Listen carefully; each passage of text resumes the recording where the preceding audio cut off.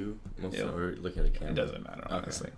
Cool. All right, hello everyone. What's going on? Welcome back to the channel. It is the 4th of July here in America, so I definitely got my red, white, and blue. We got him over there, and Ronan, of course, is wearing a red, white, and blue bandana. If you haven't checked him out on Instagram already, I got to show you guys. He's like the cutest little puppy in the world. There's Ronan right there with his red, white, and blue bandana. But happy 4th of July, or wherever you are in the world. It's good to see you guys. Thanks for hanging out with us. Today I'm going to be hanging out with my friend Ashok. Ashok is a cool guy, obviously, but he's actually the newest pastor on the church pastoral team at the church that I worship at. And so why don't you introduce yourself a little bit, tell our viewers a little bit about who you are, what you're about, and all that kind of stuff. Awesome. So my name is Ashok Wilmot. Just based on the name, probably sounds a little bit strange, but I'm from Indian descent. I was born in Maryland, grew up in Massachusetts, so I'm not a Northwesterner whatsoever. But I grew up in Massachusetts, and that's my home. That being said, I'm not a Patriots fan, so please no one take me down for that. But I grew up in Massachusetts and then went to Andrews University to study accounting, of all things. Okay. And so I was there for 4 years, finished up my degree there, and then afterwards I came out to the Northwest and started working as an auditor, which is kind of a joke because people who know me within the first few minutes see me as, you know, an extrovert kind of guy, likes to be around people. Scenes, yeah, instead of like someone who's on their computer and just like finding ticky-tack errors in accounting records, you know.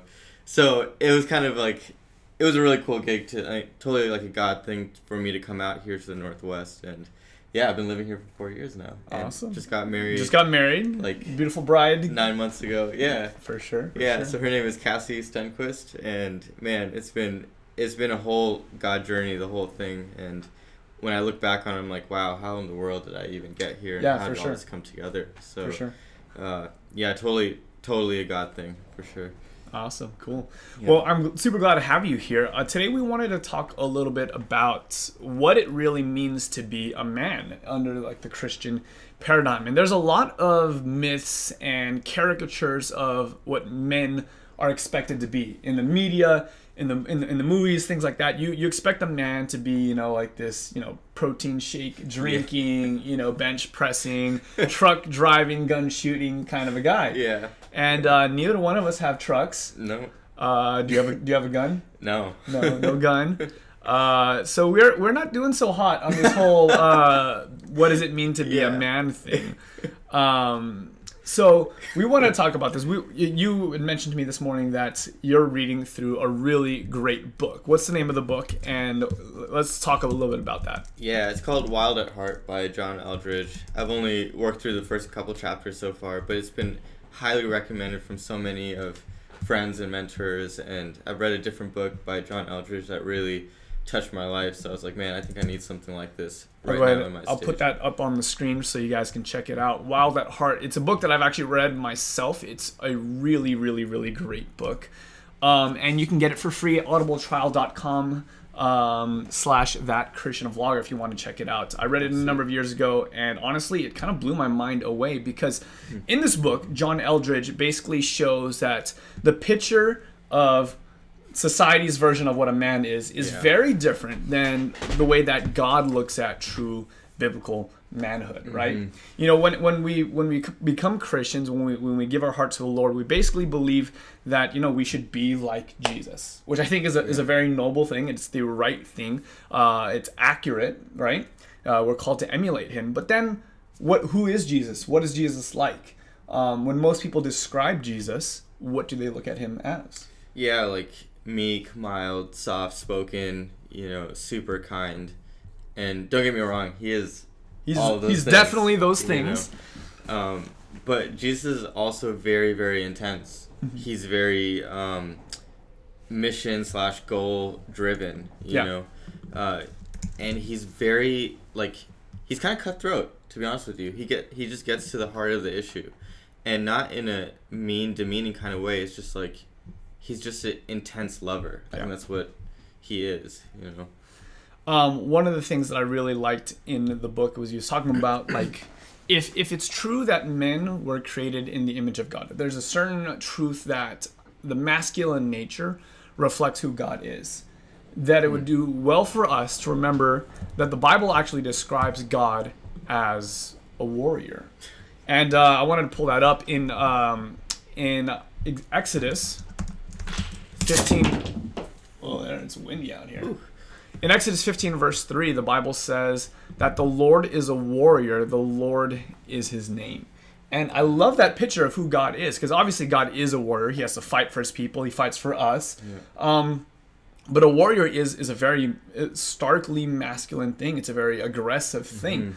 But that doesn't always, like, come together with our picture of who Jesus is, right? Yeah. For sure. Jesus is the one that's, very calm and peaceful and, but he's not aggressive. He's not what we'd think of as masculine in many ways.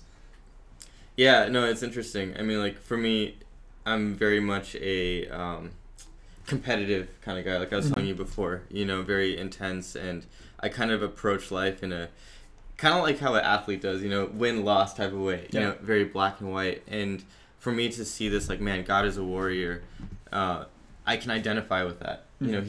He has like that kind of game ready mindset. This is give me an example of what you mean by like this competitive, like so sports, like you play a lot of basketball. I get that. I think, but more, like in sports, you kind of learn how to do. You learn how to work with other people. You learn how to be persevering. You have to train hard. There's all these values that you kind of learn from sports. And when I was doing all these kind of things that I enjoyed doing, I learned like, wow, this is what God is like as well.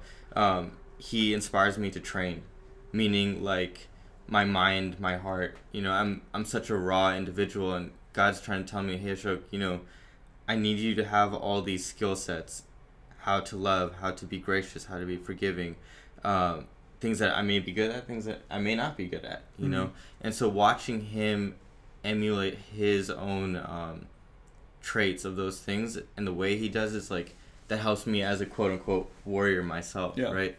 Probably one of my favorite moments about God as a warrior is like how he interacted with David. It's funny, David is the kind of guy who he only wanted to worship God, and it came through these battle-like moments, And the way I perceive it, like when David writes about, hey, I was in the fields, and when the bear and the lion came after me, God delivered me. To me, David sets it up as like, we went to battle and God stood up. He stood for me. He gave me the strength, the courage, the fortitude to take it down. And you think about even the most major story of David versus Goliath, right? Like, I mean, it's this quintessential like underdog story of him going up against the odds and coming out on top. And God actually working through that, not like trying to like squash that or say, hey, don't be this warrior. Like instead, step into it as a man. That's pretty cool. We got a viewer from India saying hello. I don't know how to pronounce this way. Hi. How do you say that name? Oh man. Pratik. Hello from Pratik Tandi from India. Good to see you guys. Cool. By the way, we are shooting this video live, so we have the live chat up here. There's only a few people who've commented so far, but if you're watching us live, let us know where you are watching, where in the world you're at right now. We will do some questions and answers later in this video, so if you have any questions or comments on this subject, feel free to let us know in the comment section for sure. Okay, so we're talking about being a man. One of the funniest things I remember reading, it was like one of those memes where it says, if you always ask yourself the WWJD, right, those little bracelets we probably all grew up wearing, the what would Jesus do? Remember that, making a whip, overthrowing tables, and whipping people in the church is a valid option. I thought that was so funny because like that's such an underplayed story of Jesus, like his masculinity and his aggressive nature. And clearly we know that Jesus was without sin, and so there was a place for that. There was it was appropriate in a certain context. I thought that was kind of crazy because you think about what would it take to like actually find. He had to like go around look for a whip because I'm guessing he didn't like have one on him. Yeah, like a pocket blade all the time, right? Like he had to go find one. He had to like actually go through all those motions, and that's kind of crazy. Can you think of a moment in your life where maybe you like your natural aggression kind of came into place, but it was appropriate? Yeah, for sure, man. Whew. That's a hard one, actually. Where it was appropriate. Oh my. If my wife was here, she'd be laughing very hard right now. Just to be honest with you, because that's something she challenges me on. She wants you to be more aggressive. No, less aggressive. How to do it in an appropriate kind of way, like you get too fired up on the basketball court. I get too fired on the basketball court or on the highway, or whatever. Man, in an appropriate way. Yeah, so the one thing that's really interesting is the Bible talks about this concept of righteous indignation, which is kind of it might seem like what's it called? It contradicts itself, self-contradictory, but it actually has place. When you think about this, the Bible talks about many times where God Himself is upset. So I've been reading through the book of Psalms lately, and I think I was just reading through Psalms chapter, or is it 2? I just went through this. Okay, cool. Check it out. Pull it up. Psalms chapter 2 and verses, let's see, 4 and 5. The one enthroned in heaven laughs, and the Lord scoffs at them. This is, He rebukes them in His anger and terrifies them in His wrath. And there's multiple verses that are kind of along this train of thought where God is upset, God is angry, or whatever the case is. Yeah. But it's always in relation to sin. Yeah. And I think about this, if God is truly perfect, right? How should He respond to sin? We have this idea that God should be kind of indifferent or very passive about it because we have this picture of who Jesus is. This is how He always dealt with problems. Clearly not with the whole whip story, right? Yeah. But you think about this, when you hear stories of human trafficking, when you hear stories of, abuse in a relationship, when you hear stories of people taking advantage of whatever the case is, how does that make you feel? Angry. It should, right? Yeah. It should make you feel angry. It should make you feel some type of emotion, usually not a very happy and calming type of emotion, right? And that's good. We literally have a term for people who don't respond to evil in negative emotional ways. Yeah. And we call those people sociopaths. That's not a good thing.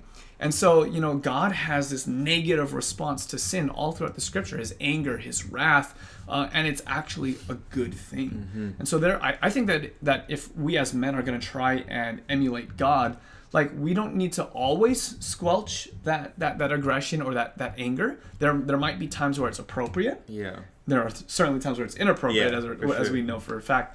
But there are times where it actually makes it's good to have that. Yeah. Oh, definitely. I definitely agree.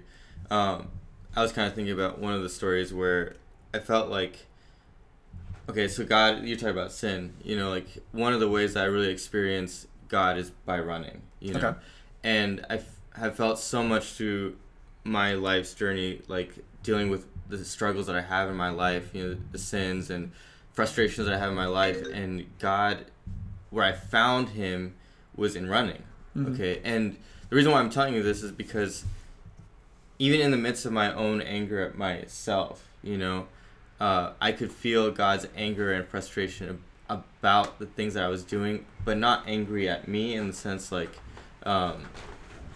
more this intense level, Ashok, I just want you to get it, that I'm with you. I'm going to help you overcome these things. And running has become kind of this thing where God and I have come together, and He's okay, I'm meeting you where you're at. I'm persevering with you. We're training together, not just physically, but spiritually. We're training together, and you're going to be walking in my step.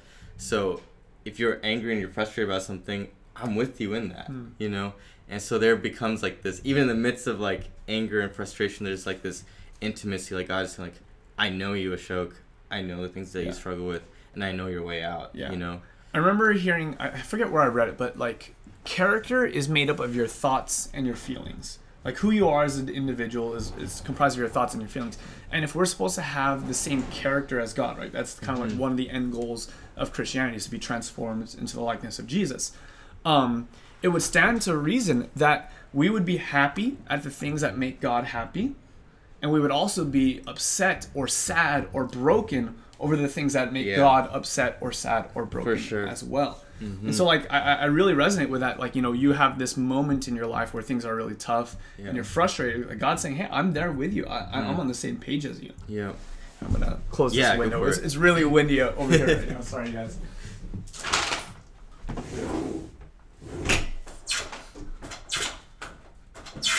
4th of July. It's supposed to be like nice and sunny. Instead, it's like overcast and windy and stuff like that.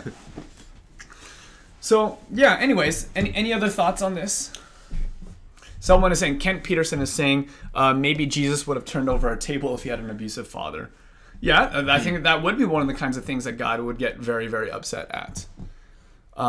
David was a good man. His oldest son was a jerk. Okay, very good. We got Josh from Salem, Oregon. Good to see you. And then you got another person from India. Cool. Change the thinking. We got a bunch of Indians in the house. Yes. That's what's up. Have you ever been to India before? Yeah, a few times. So my family comes from the very south. If you look at India, it's basically like an upside down triangle. My family comes from the state of Tamil Nadu, and so we speak the language Tamil.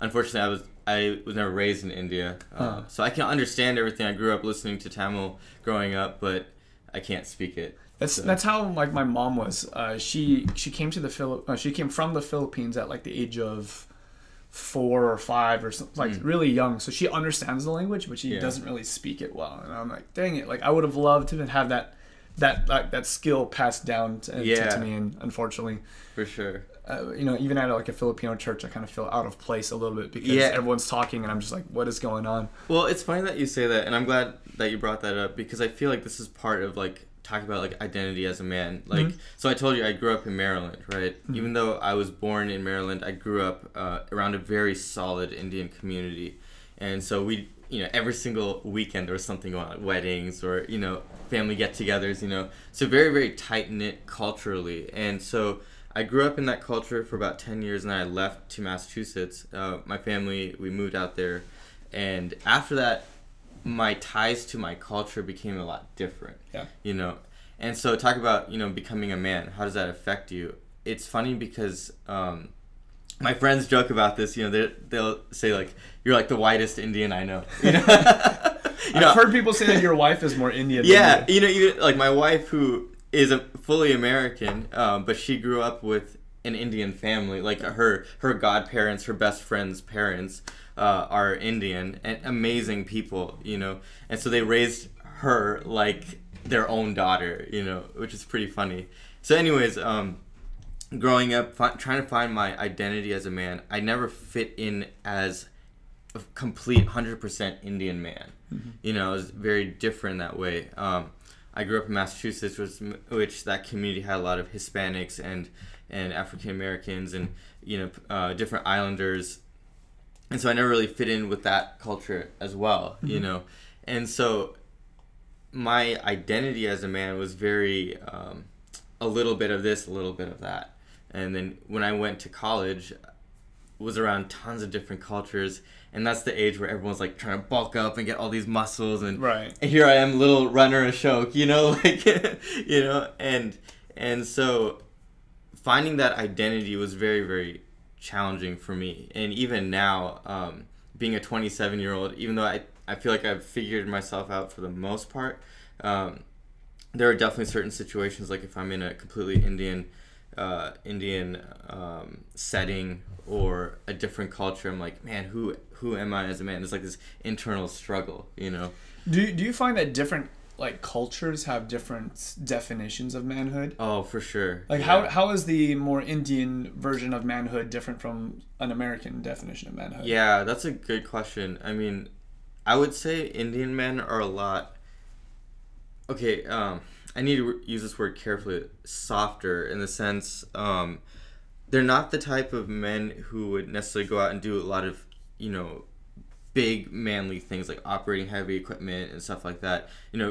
It tends to be more like geared towards education, like getting a great education so you can provide for your family. Like the stereotype is fairly real, like being a doctor or engineer, or finance, something like that, and climbing the ladder and really making it big in that type of way. Stereotypically Indians are like always in college, getting advanced degrees, all that kind of stuff. Exactly, because that's the push, And so what happens is there's a lot of expectations that are thrown on kids, and I don't know if it's fair or not, but for me, I'm thankful. My parents, they never pushed that on me to be that type of provider, but it's still something that I've struggled with. It's like, man, God, like I need to make it big in these kind of ways so I can provide for my new wife, Cassie, and to have a pedestal in society, you know, all these kind of things. So it's definitely something that I've struggled with, and I don't know if there's any viewers out there that are trying to find their way. Trying to figure out what it means to be a man or a woman, or just to figure out themselves. Yeah, and on top of that, you know, you asked, you know, what's the difference? And I grew up here in America, and so it's like, you know, you need to be like this brawny man that can do a lot of, you know, I don't know how to do woodworking. I don't know how to do, Me either. you know, like, you know. Can you work on your car at least? I can put my oil in and, you know, change the tires and do basic stuff, but even then, it's like, you know, I'm not going to go underneath my hood and, like, rebuild my transmission, right. You know, like, you know what I mean? So it's like, I don't know, it's definitely a struggle to find my identity as a man, you know. Kind of Have there been any like experiences? Jacob says he's definitely still figuring out being a man as well. Yeah, I think that's one of those things that I wondered, are there people who ever truly feel like they've arrived? Like I wonder, like even the guy that's at the gym, right? Yeah. Pumping iron or doing whatever, or, you know, does all these things. Do they feel like they've arrived? I don't think so. I feel like most people inwardly are insecure to some level, right? Exactly. I definitely agree with that. You know, one of my best friends, someone who I really, really respect and admire, his name is Jordan, and he is, you know, football player, All-American kind of guy, you know, got scholarships to a college just to play, you know, sports, and yet he's very much like this, you know, soft-hearted, kind, empathetic, amazing listener kind of guy. And even for him, you know, watching his journey has been so interesting, exposing his, like, journey as a man, struggling to be, like, this, you know, big and tough kind of guy, but he's also this very, like, soft, kind-hearted person.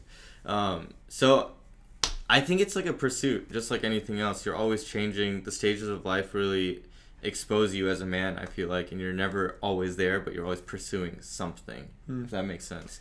You know. Was there ever a moment in your life where you kind of like, can you think of a moment that kind of helped you feel like you were stepping into that manhood? Yeah, man, that's a...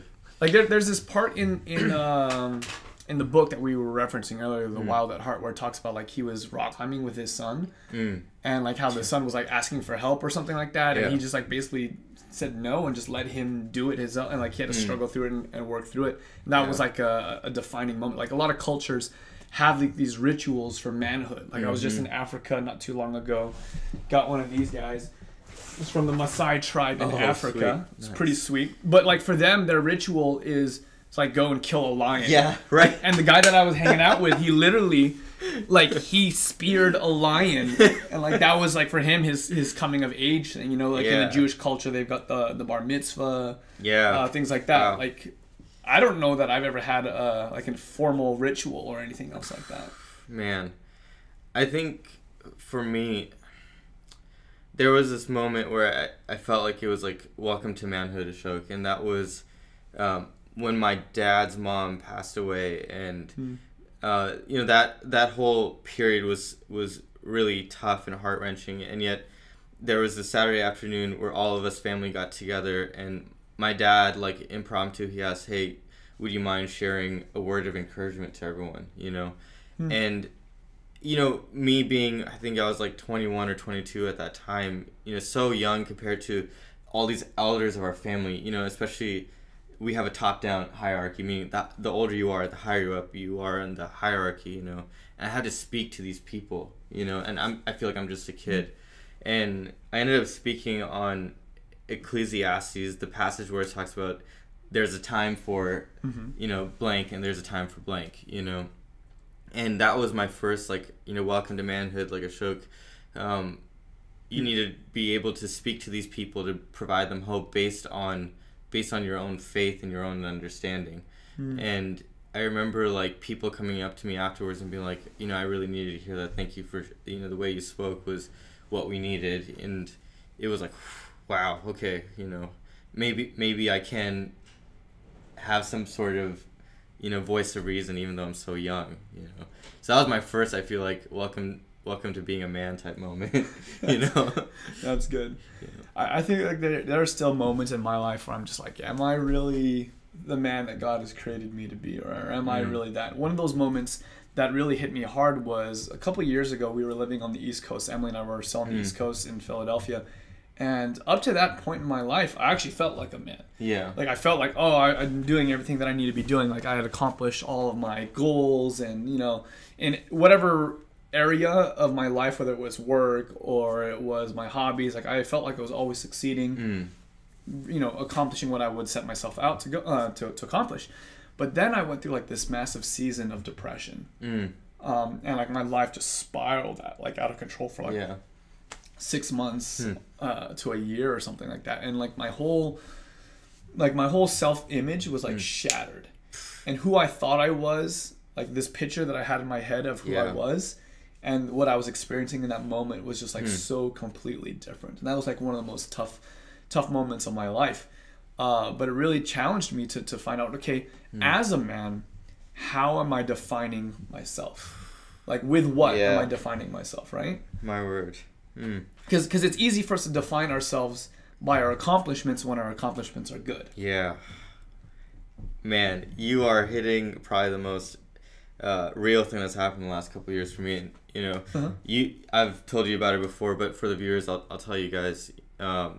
I was working as an auditor, and I was pursuing the CPA exam. Oh, that's right. CPA stands for Certified Public Accountant.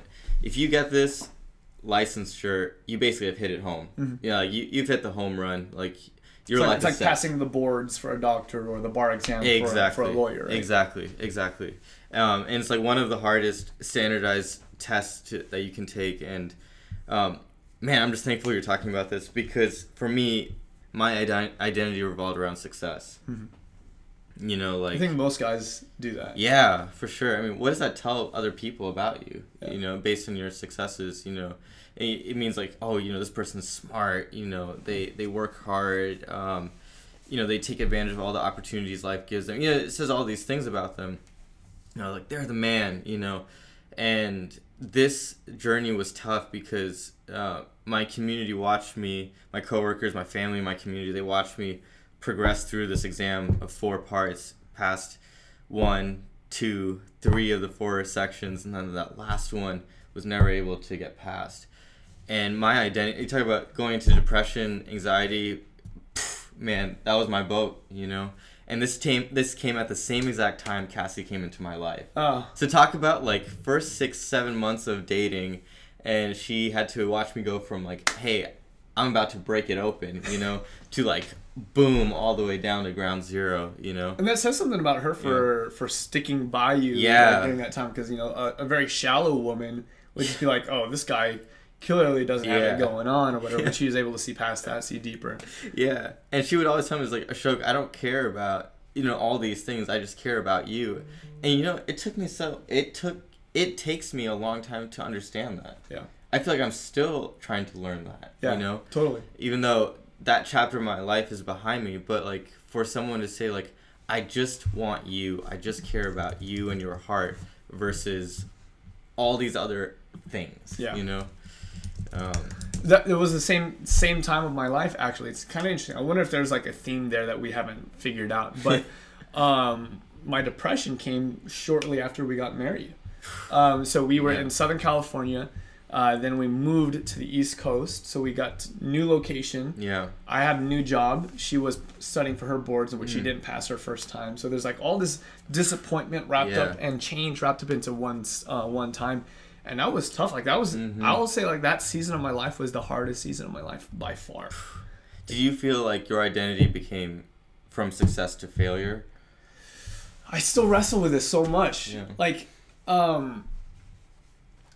I still look back on the moments of when I was like having the success that I was looking for as like the good old days. Yeah.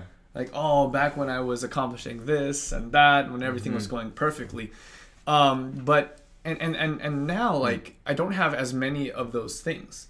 I'm just kind of keeping my head down. I have my family and just have work and just kind of doing that. And there's not really a lot of external signs of success like that the world could recognize. Yeah. And so, like, I wrestle with that. But I guess kind of what I land on is like, that's not the thing that I've realized that that's not the thing that I want to have defined myself. As much as I want to have a good career, as much as I want to be successful in all these other areas of my life, like that to me isn't really my focus anymore. Like that's not my what I really put all my weight into.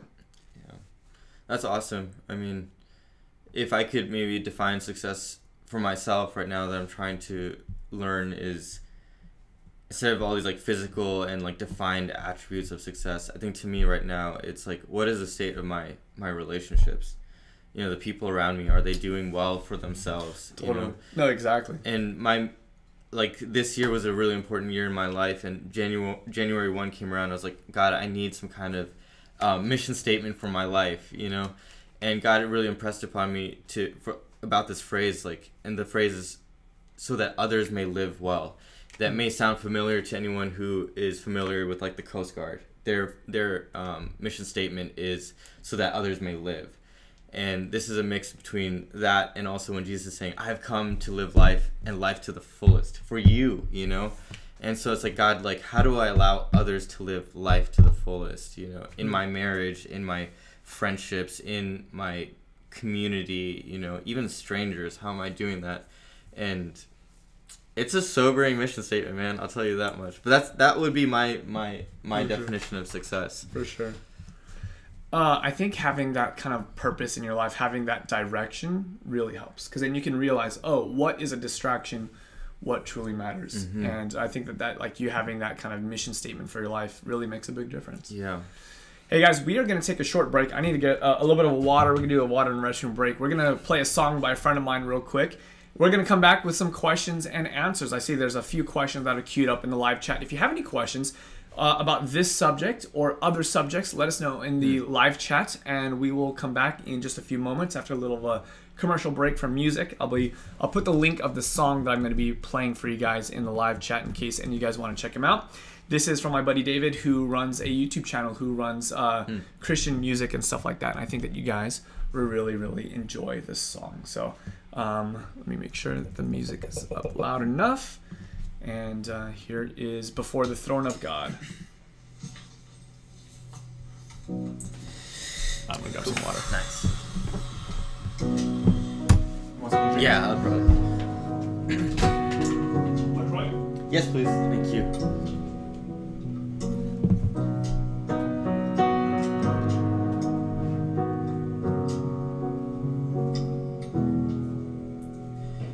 Before the throne of God above, I have a strong and perfect plea, a great high priest whose name is love, whoever lives and pleads for me. My name is graven on his hands, my name is written on his heart. I know that while heaven he stands, no tongue can bid me thence depart, no tongue can bid me thence depart.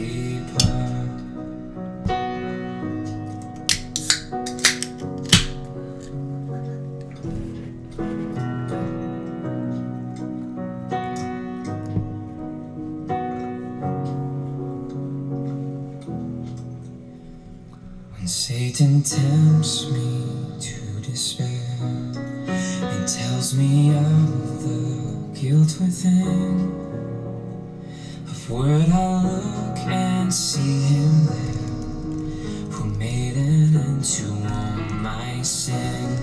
Because the sinless Savior died, my sinful soul is counted free, for God the just is satisfied to look on him and pardon me, to look on him and pardon me.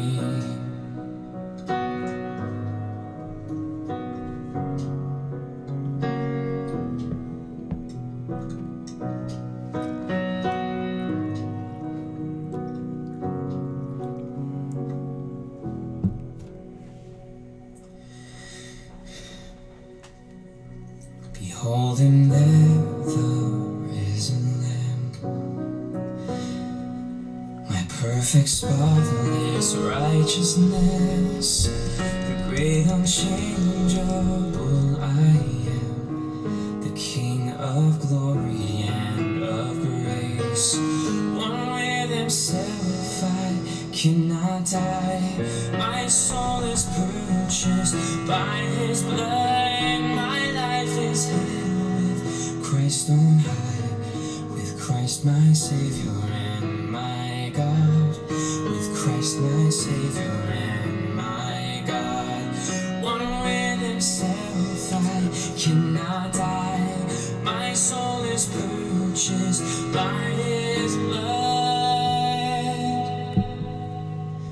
My life is hidden with Christ on high, with Christ my Savior and my God, with Christ my Savior and my God.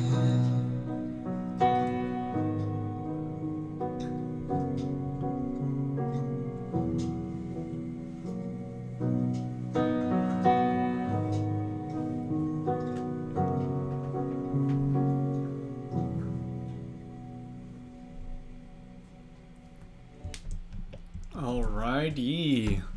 Welcome back. Thank you for bearing with us for that short little break. Now we got some little LaCroix here. Drink some water. What kind do you have? You got mango? I got mango. Got passion fruit. Passion fruit. Awesome. Not too bad. We're going to turn our attention over to the live chat. As if this is your first time joining us on the live stream, welcome for one. But after usually we have a little discussion or a devotional or worship or whatever the case is, I like to go and do an AMA, Ask Me Anything. And you can ask questions about the subject that we had talked about, which was biblical manhood and really trying to figure all that out. It could be about... Hi, Kevin. Yeah, you know Kevin? That's my best friend. Oh, that's right. Of course, all the Indians. You guys gotta know each other. It could be about that. It could be about anything about the Bible, relationships, just random, like, weird questions. Would you rathers are always kind of fun. Those kind of things. So if you have any questions, let us know in the live chat, and we'll do our best to respond to that. So we saw Kevin. Shout out to Kevin from Oceanside in sunny California. Sri Lankan. Oh, my bad. I was waiting for him to say that. My bad, Kevin. Didn't mean it. By the way, guys, if you don't know Kevin yet, Kevin also runs a YouTube channel. I think he does his videos on Facebook more, actually. But he makes videos. He's a pastor in Southern California. Yeah. He's also in a mixed marriage, right? His wife is Puerto Cuban. Cuban. And, oh my goodness. Why am I forgetting the last blanking. one? Kevin, I'm so sorry. You might have to help us out with this one. But they do a YouTube channel. They do some cool stuff. He did a video on like the gospel according to the Avengers or something. Chilean. She's half Chilean. That's Cuban, right. That's right. Chilean, That's right. there it is. So Cuban Chilean. Oh yeah. Okay, so check his channel out if you haven't seen his stuff already. So here's a couple questions that have been coming in. Rosie is asking the question. So my family are atheists, and I feel guilty as they have not yet been saved. And what to do? What can I do to tell them about God and His love and mercy? But I feel they will judge me, and I'm so scared. Man, that's tough. Wow. Do you have any atheist family or friends by chance? I don't have any atheist family, but Rosie, what I can tell you is when I was a student missionary like 4 years ago, I was in a country called Denmark. It is a small Scandinavian country, but with a lot of amazing national pride, beautiful people, beautiful country. The school that I was working at, there was maybe out of the 150 students, maybe 10, 15 who would identify as Christian. Wow. So we're talking about like 10%, you know? And so how do you even relate God to these people? And especially in a setting where these people have everything given to them by the government. So basically, their government is their provider, is their God, you know? So where's the need for God in a type of atheist type of environment? And so I know it's cliche to say it's by your lifestyle that you live, your character, you know, it's by relationships, but I'm telling you, as cliche as that sounds, that is the hardest thing you can do. Yeah. And like, how do you have relationships with people, you know, that view life so much differently from you? And I really do think it's by journeying with them and looking at them for the long haul, saying like, hey, no matter where you're at, no matter where you're going, like, I'm going to journey with you. Yeah. And that's that, you know, no matter what you believe. Yeah, a lot of times when we think about sharing our faith, we think about standing on the street corner or passing out literature or preaching from the pulpit. And all of those, like, obviously are very legitimate. Yeah. But, like, the most effective is winning people's trust and getting to know them one-on-one. And it's not the person that you've met for the very first time that often God calls you to witness to, but it's the people that are in your life, that are as part of your family, part of your network, your community, your work, that kind of stuff. Excuse me, I'm getting all the bubblies coming up now. Sorry. Rosie, I did a video literally last week on how to share your faith a little bit that I definitely suggest. Kind of goes in line with what Ashok is sharing. But one of the most helpful books that I ever read on this subject was a book called Tactics by Greg Koukl. It's called Tactics, a game plan for discussing your Christian convictions. This guy is a Christian, like, philosopher and apologist, which is the apologist is the guy who defends Christianity towards, like, different worldviews. So this book is specifically a game plan for discussing Christian convictions, how to share your faith with people from different religions, people who aren't religious at all, things like that. And the number one thing that he talks about is really just learning to ask good questions. And we think a lot of times preaching is about, like, me telling you what's right and what's wrong and how to live your life, but rather his suggestion is simply just to ask them questions, get them talking more, so that way they don't feel like on the defense whenever you have a conversation with them. So I'd highly suggest that book. Again, you can get any audiobook for free, audibletrial.com/thatchristianvlogger if you want to check out that book. I've gone through it a couple times. It's been very, very, very, very helpful. Justin, there is a person up there on the chat. So if we go up a little bit further, they're talking about, okay, so it looks like Made for Christian. How's it going, man? So it says a little of topic, but I think that focus, what Pastor Ashok spoke about, is key. So he's asking, I'm kind of all over the place in the area of mixing this. What kind of job, what kind of mission, goal God has for my life? And man, like, about 4 years ago, I was in a very depressive state, and all these questions, you know. Was this right around when you failed the test? Before that. Oh, even before? Yeah, I would probably say that was the darkest period of my life ever, you know. And all these questions of identity came up, like, you know, what is my job? Like, where do I stand in my mission with God? You know, all these things. I mean, at that point, my relationship with God was literally hanging by a little thread, you know? And so God had placed me in this internship at this time that I didn't really want, to be honest with you. It was an auditing internship, but my boss there, the whole summer, we had an awesome working relationship, someone who ended up being like a mentor and father figure to me. But towards the end, I asked, okay, hey, so what do I need to do with my life? You know, what kind of job, you know, all these kind of things.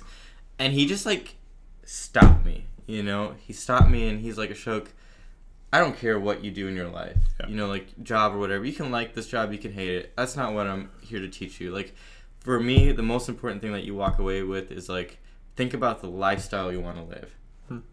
Think about that. And he's like, he was challenging me with that. What does that look like for you? And he's when you say lifestyle, what came to mind for that? Man, yeah, like the types of friends that I want to have, you know, the types of hobbies that I want to pursue. The types of commitments I want to have in my community, you know, the types of responsibilities that I feel like I have towards, you know, my family or whatever. You know, is my family important to me or not? Is my what else? Health important to me? You know, like all these things. And he was challenging me. He's like, okay, think about the lifestyle you want to live, then pick the job. And so he came at it. It's funny, he claims himself to be a pre-millennial, even though he's like almost twice my age. You know, he's like, no, seriously, like, put your life first, your lifestyle. Think about things that, like, the morals and the values and the priorities that you have in your life. Put those things first, and then let the job take care of itself. And that was such a vague thing for me to understand, but, like, I challenged God on that. I was like, God, you know, I finally came up with my quote-unquote list. These are the things that are most important to me. My family, my friends, my health, you know, like sports or whatever, you know, those are the most important things. God, give me a job that will help me, you know, with that. And so he ended up giving me this place, you know, coming here to the Northwest with this job that led me to this church where I was like fully integrated with being a mentor to kids that were younger than me based on, you know, the experience that God has given me, and it's been awesome. So think about your lifestyle, challenge that, you know, and then let the job take care of itself. Yeah. One of the best pieces of advice that I feel like I was given kind of in that interim time frame, and I still like refer back to it quite often in my life today, is to bloom where you are planted. Wow, yeah. To realize that you are where you are supposed to be. You are who you are supposed to be on today. Like God has placed you where you're supposed to be, right? Yep. And as such, like we always have this like fleeting idea, like, oh, if only my life was like this. Yeah. Or if only I was doing this other thing. And we have like this mentality like the grass is greener on the other side, right? Right. But the reality is the grass is greener wherever you water it, wherever you're putting your attention and energy into. And so if you really have this approach to life that you're gonna do your best with whatever lies closest to you, then I think that God really starts to lead you and navigate you through that. And for me, most of my life changes, whether it was a career change or if it was a shift in mentality or any of these different kinds of things, those all took place like in little steps at a time. I don't think I can think of when it was just like, bam, like and then everything dramatically changed. Yeah. Like there wasn't ever just one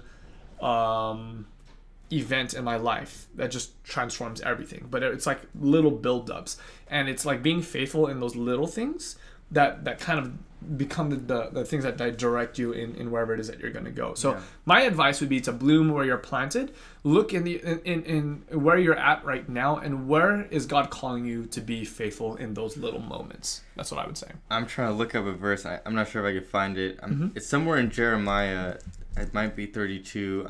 But basically, Jeremiah is saying, like, it's like this prayer, like, God, like, wherever I'm at right now, I'm just asking that you bless me and the people around me, you know. And we look at Jeremiah's life and that prayer that he prayed.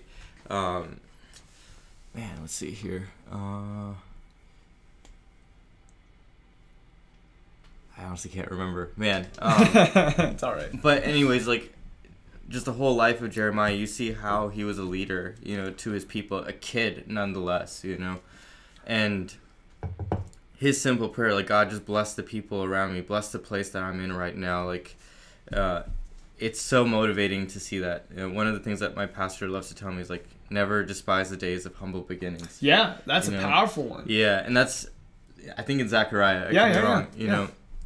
And that one, it's like, look at the humble place that you're at right now, you know, and take that place and make it as big as you possibly can, you know, like make it as successful as you can, like be a blessing. You know, I know a lot of people are stuck in jobs that they don't want to be in, you know, they're in tough home situations, and it can be very discouraging, but these are the humble beginnings where God really brings you up to bloom, right? Yeah, for sure. So, yeah. For sure. Good stuff. So we had a question coming in, or actually a comment on this, Made for Christian. It says, I'm 24 years old and still searching after these kinds of answers. You know, I don't think that you're in, like, I think that there's a lot of people that are like that. I'm 28. How old are you? 27. 27. Yeah. We're still trying to figure this out. One thing that I try, and this is how I like make myself feel better. Jesus didn't start his ministry. Jesus didn't figure out that part, right? Till he was 30. Yeah. So I feel like I still got a couple more years. Yeah. And then it's like, okay, now I got to really just like get to work and do what I'm supposed to do. Yeah. So like, you know, even with Jesus, like, I mean, he didn't have it figured out. I mean, I guess he maybe did have it figured out. He didn't really like get to work at it until later on in his life. Wow. And to me, like that matters a lot. And like to talk about the whole bloom where you're planted, what was Jesus doing for the first 30 years of his life? He was a carpenter. He was doing the work that was nearest to him. He was investing in his relationships, his family, his walk with God, and literally just a mundane career, because that's what God had called him into in that moment. And it wasn't until later God shifted and said, all right, Jesus, now it's time to start working on your public ministry. And Jesus went and did that. Think about like the, you know, built-in frustration Jesus may have had, you know, in a healthy kind of way. Like, God, when can I just run with it? Yeah, kind of like Moses, right? Yeah, you know? You see, Moses had this calling in his life, I'm going to deliver his people. Decided to take it in his own hands. Yeah. Killed an Egyptian, had to run away for the desert for 40 years, right? Yeah. He wasn't, Dude, I think he was 80, man. He was 80 years old when he started, like, bringing the people out of Egypt. Or you could do Jesus' method, is just trust God, Yeah. Bloom where you're planted. Recognize that he's in control of even in the little things. Yeah. Yeah, for sure. But I think that shows, like, there's so much grace in God's journey for your life. Like, no matter what you choose, like, I really do believe, like, God is going to get you where you need to be one way or another, you know. I was listening to a pastor called Judah Smith. He's from Seattle, and he was talking about the passage of being yoked with God, you know? You know, this idea like yeah, you know, like, oh, yoked. I'm just kidding. I don't know what you mean, man. I'm a little bit lacking in that way. But, you know, like, yoked meaning in those days, 2 oxen were put under a yoke, you know, and they had to, like, work with each other. And what he was saying was, like, in those days, it was wrong for you to have 2 strong oxen in that one yoke. Because they were both were so strong, they wanted to go their own way. It just wouldn't work. So what the farmers would do is, like, get one really strong, experienced ox, and then one weaker young ox, and that forced the young ox to work alongside and learn from the stronger ox, right? And I love the imagery that Judah Smith used. He's like, you can either go willingly with that ox or you're gonna be dragged, you know. And I'm the kind of person, I need to fight with God, man. I need to wrestle with him, you know. I need to try to go my way, and God will allow me. And then there comes this point where I just get tired and burnt out, and God's like, okay, I'll drag you to where you need to be. Yeah. Like, okay. You know, I'm just like dragging. I'm just like, okay, no, I'll work with that. That'll be okay for now, you know. I'm looking for this quote. There's such a really good quote from C.S. Lewis that talks about, like, this idea. Okay, so here it is. You will certainly carry out God's purpose however you act, but it makes a difference to you whether you serve like a Judas or like John. Wow. Yeah. Right? Like, at the end of the day, God works through all things, but, like, it makes a difference whether or not we're kicking and screaming and we're working against God or we're not. So, something to think about for our life. Can I add one more thing to that? Yeah, totally. I love that God is safe, that we can kick and scream with him. Yeah.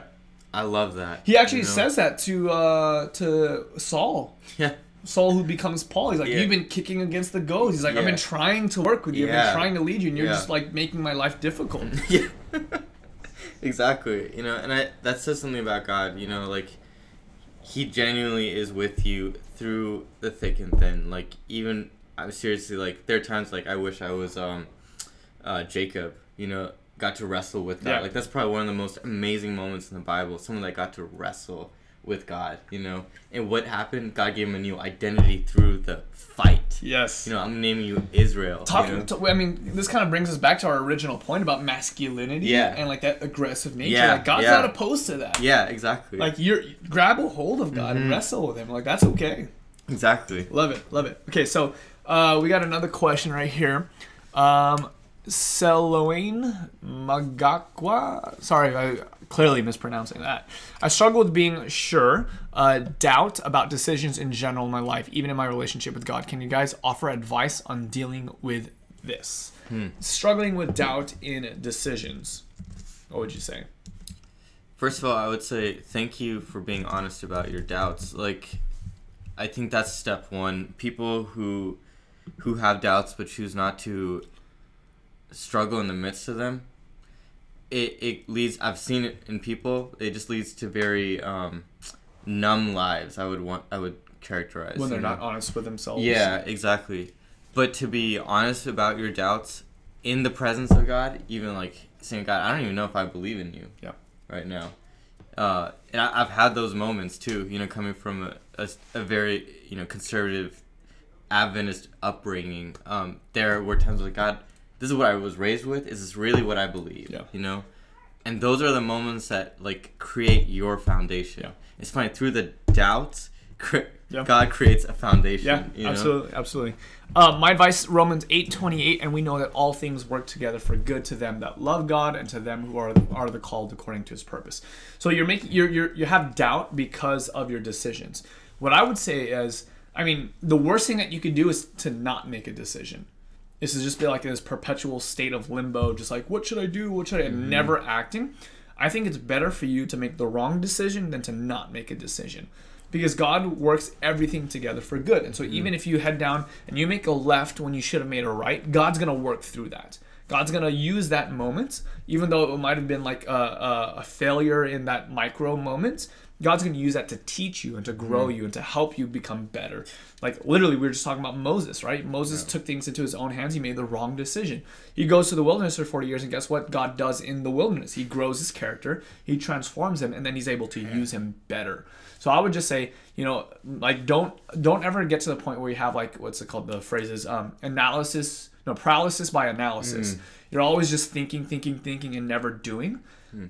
Obviously pray, get advice, get counsel, but at the end of the day, make a decision and trust that God's going to work with you and through you, even if you make the wrong decision. Because all things work together for good to them that love God.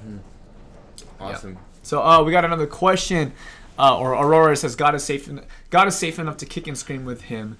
I love that. Yeah, really, really. Oh, look, even Selah just quoted Romans 8:28. We're all on the same page. There you go. Let's see. Rosie says, have you guys ever heard God before? Ooh. I've never heard God audibly. I've never heard God audibly, but I've felt I will say that I have heard God speak to me, but not audibly. Yeah. And when we say God spoke to me, I think that many people think it means one thing, but it really means a different thing. You know, we think God speaks like audibly like this all the time. Of course he can. But like that's like, think about that passage where it talks about like, you know, God wasn't in the fire, he wasn't in the earthquake, he wasn't in the thunder, right? Yeah. Like we feel like, oh, God has to speak to me in one way, but God wants to speak to you in a different way. And I find like the way that God speaks to me is through the scriptures. I think another way is God is in the pressing. Like, you know, when you feel like this anxiousness like in you, like something's not right or whatever, I feel God is in the pressing. You know, like in that passage that you're quoting, God was in the silence, you know? Like, take a moment, unplug, you know, put your phone in a different room, go to your own room, close the door, sit in silence. The moments that I've done that, I feel anxious. All these thoughts come up, you know, and I start to realize, like, man, okay, God, like, what are you trying to say in my life? You know, there's like this pressing. So that's good. That's good. Yeah. Kevin's got a question. Oh, nice. This is a good one. This is a good one. You guys are perfectly positioned to demystify misconceptions about marriage. Yes, our combined 3 years of marriage experience, completely perfectly positioned. In what specific ways did your perceptions of marriage change after you actually got married? How have my perceptions of marriage Kevin, changed? You went there, man. You went there.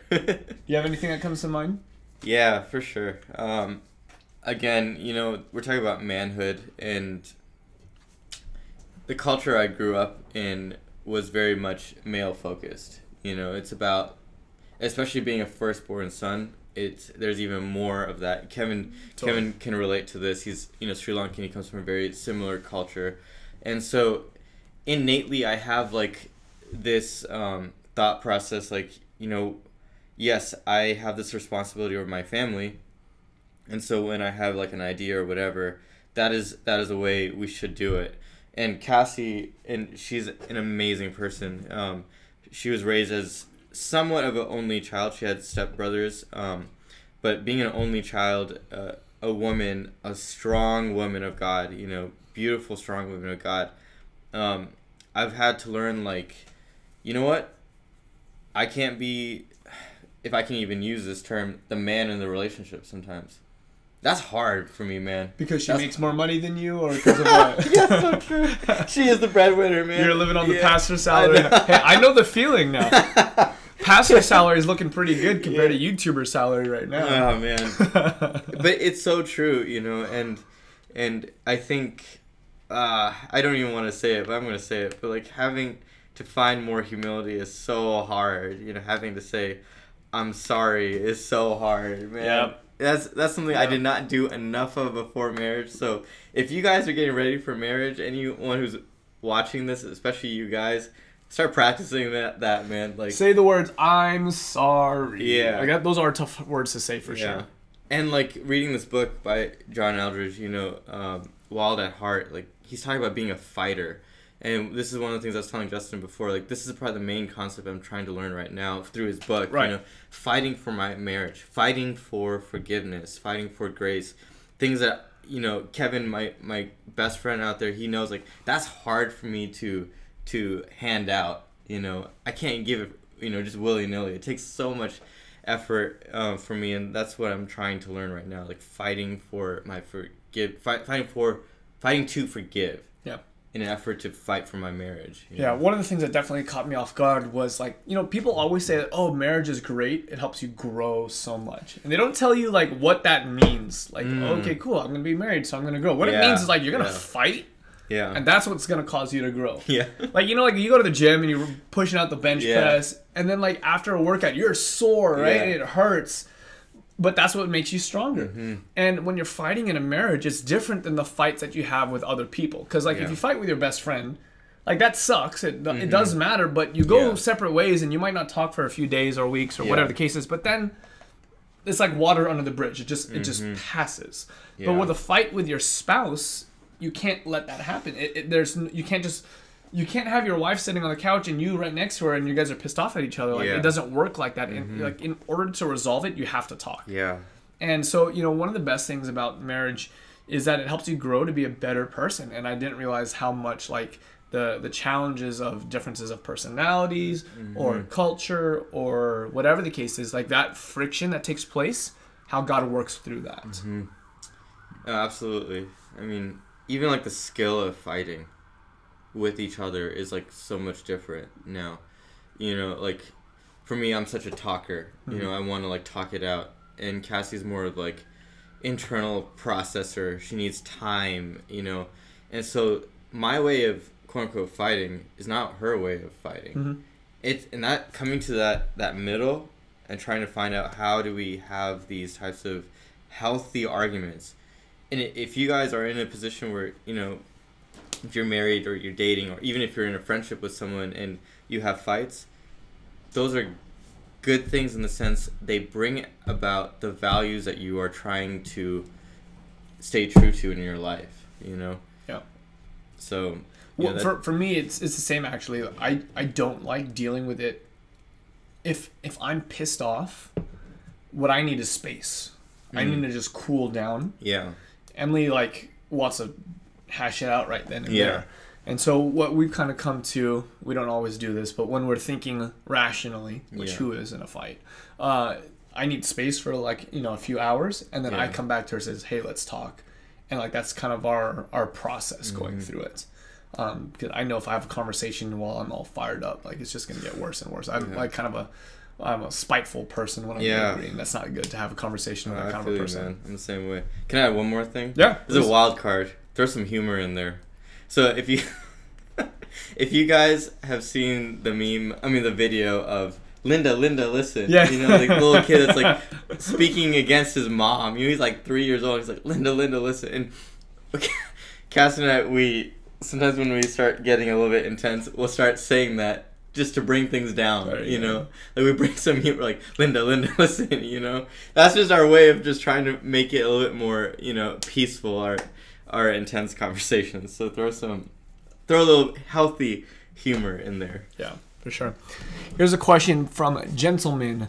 Could you give some advice on how to get a source of motivation to integrate the Holy Spirit more and more into the everyday life? We were talking about this earlier. This is going to be good. I'm often struggling with giving myself the push to search for Him.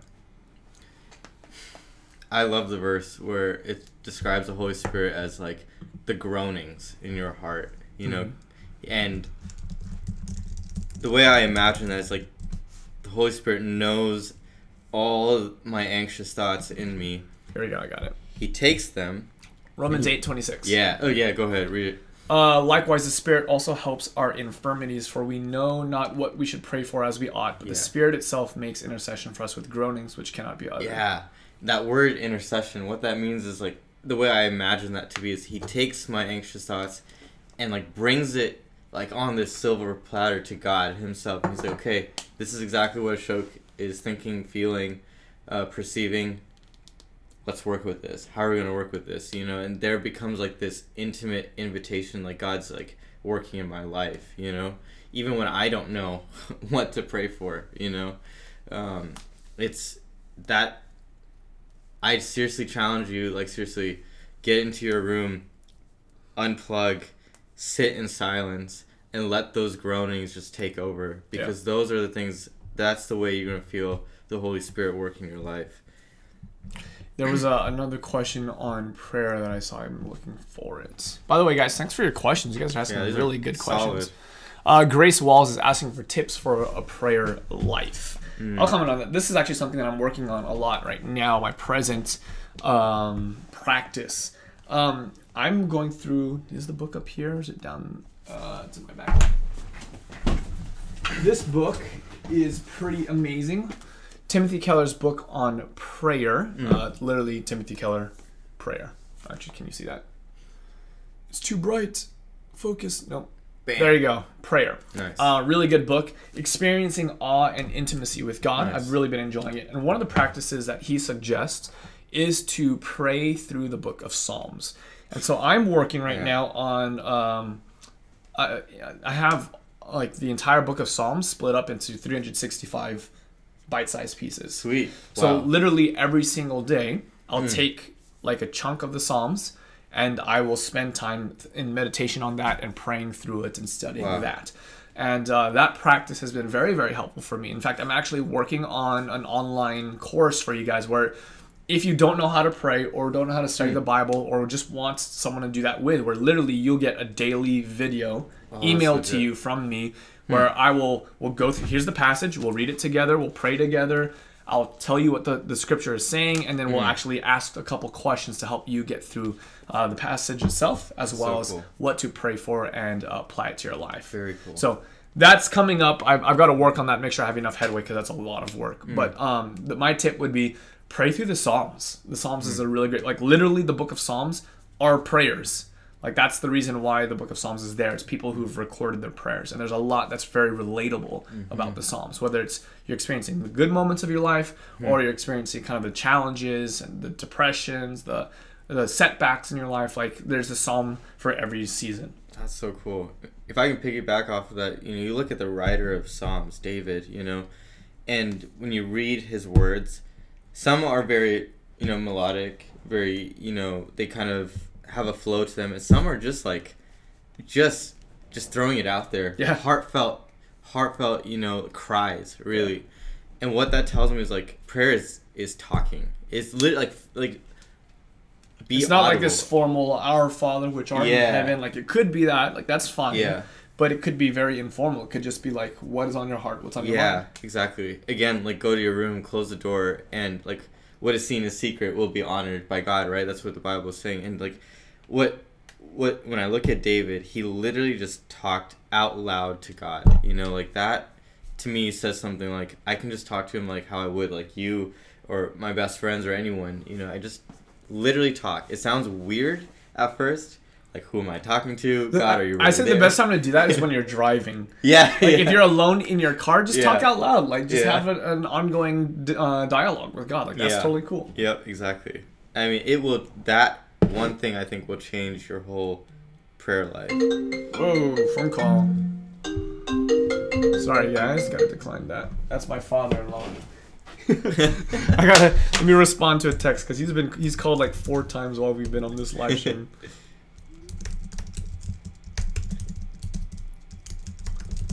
All right, handle that. All right. We got Selah in the comments saying I'll be married in about 14 days. Wow, congratulations. That's exciting. Does the other person know as well? Just kidding.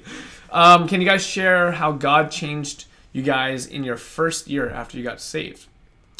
Ooh, I can share that for sure. So when I was in high school, I was really like wondering, like, what am I gonna do with my life? Like those kind of existential questions really weighed heavy on my heart. And the biggest thing that changed for me was to realize that I had a purpose in my life. I realized that I was created to do a certain thing.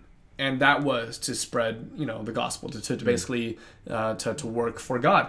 I didn't always know how that would be manifested. Like, does that mean I'm a pastor? The answer is no. I've never been a pastor.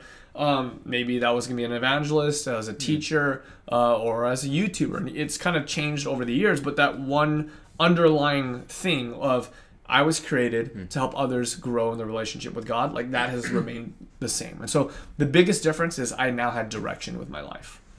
That's awesome.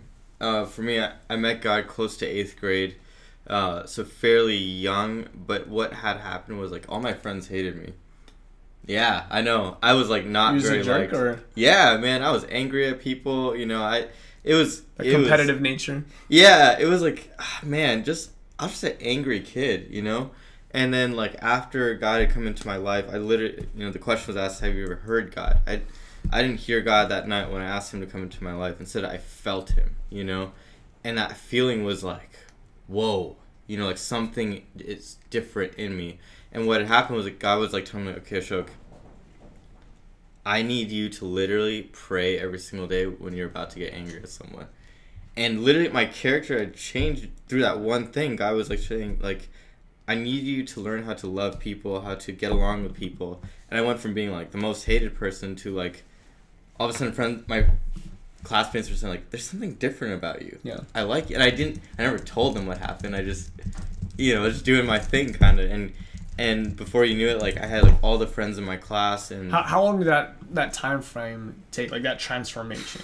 It took about 6 to 9 months. Yeah, it was a while. That's some good, because I had to regain people's trust, right? Oh, of course. You know, and by the end of 8th grade year, like everyone like genuinely loved the person that I was, and like it's not my credit. Like it was God that was like saying like, man, Ashok, like I have things ready for you, but I need to change you. Yeah. So, yeah. Here's another question from Randolph. How do you deal with jealousy, but also not pride? More specifically, when your friends seem to be more successful in their work and relationships, but they don't have a relationship with God. Oh, man. That's a good question. Great. Thank you for honest. Whew, yeah, I could definitely relate to that too, man. I'll say that you're not alone in that for sure. Like comparison is something that we all struggle with, that jealousy. Like literally this morning I was struggling with thoughts of jealousy with other people in my field, and I had to actively pray through that. It's like, okay, that's not what's important. Like my success is ultimately not my role, you know, like I'll do my best all the time, but ultimately God's the one that's in control. So I have to remember that I am where I am because God has placed me here. Yeah, for sure. So that's something that I try and remember is like, you know what, both the success of my relationships, my work, anything else, like that's God's job. That's not my job. My job is to follow after God and to be faithful to the best of my ability. Yeah. If God calls me to the high places to speak before kings and rulers, as the Bible talks about, or if that means that, hey, he's called me to a lowly place and I have influence over one person. Either way, I want to follow what God has for me and not like not idolize someone else's life. Man, this is really, really good. So one of the things that I'm trying to work on, because I definitely can resonate with that. How about like being proud of what they're able to do too, like celebrate with them. You know? It's funny that just like the best way to kill your enemy is to turn them into a friend. Yeah. You know, if you can befriend that person and become their cheerleader, that is like the key to making sure that you have like a more pure heart and a more pure motive. That's definitely something I try and do. So I'll be more transparent. On YouTube, it's super easy to get like jealous because the numbers are so blatantly out there in the front, like, oh, how many subscribers or how many views or how many comments or whatever the case is. And like, it's so easy to be jealous of someone else who has quote unquote more success. So what I've tried to do, rather than like be jealous from afar, I've actively tried to create relationships with the people that I'm tempted to be jealous with, so that way I can actively be praying for them and be cheering them on and celebrate when God is working through them, rather than like being like against them. I'm now teammates with them, and to me that's helped out a lot. And think about it, when you have your seasons of success as well, those people will celebrate with you too. That's an awesome thing. It's an awesome thing. So good question. Looking through the chat, I want to make sure I didn't miss any questions. If you have any other questions or things that you want us to comment on, let us know. Salone has got an exam tomorrow, got to study. Take care, Salone. Glad you've been able to hang out with us. Let's see, any other questions? Oh, there was one that was earlier. Treeby. Have you ever thought life is easier for women, or have you always appreciated your God-chosen sex? Oh. It sounds like we can get in trouble with answering this question. I'll say this. I do think that I have thought, I don't necessarily currently think, but I definitely have thought that life is easier for women in certain respects. Now, I know that a lot of the feminists out there will be like, what are you talking about? It's like, no way. But like you asked the question, yes, I have thought that before. I have appreciated being a dude nonetheless. I don't necessarily think that I would like to experience life as a woman. I'm happy with what God has put me in. Yeah, man. So I grew up with a sister who's, our personalities are very, very different, so I've been watching her journey. We're only like a year and a half apart roughly. And so kind of watching her journey and how she perceives life, it's like, whew. I would say that women have it harder, just really? Based on watching my sister's experiences and stuff. I say easier because the way that I see my parents interact with my sisters and the way they interact with me as a firstborn male, it's like, man, like they get away with murder. Yeah, man. That's what I was thinking about. But I think maybe like seeing my sister's perspective is there's a lot of expectations of what a woman should be like, and how a woman should look and act, and especially in relation to guys. And we can just throw on a t-shirt, do our hair in 2 minutes, and go out the door. Yeah, and it's even if you do that as a woman, it's like people are gonna look at you a certain way or judge you. You know what I mean? Very true. It's like society has a lot harder perceptions, of women, and so I'm thankful I'm a guy because maybe I have the opportunity to help those perceptions. Yeah. Hopefully with my wife's help, So yeah.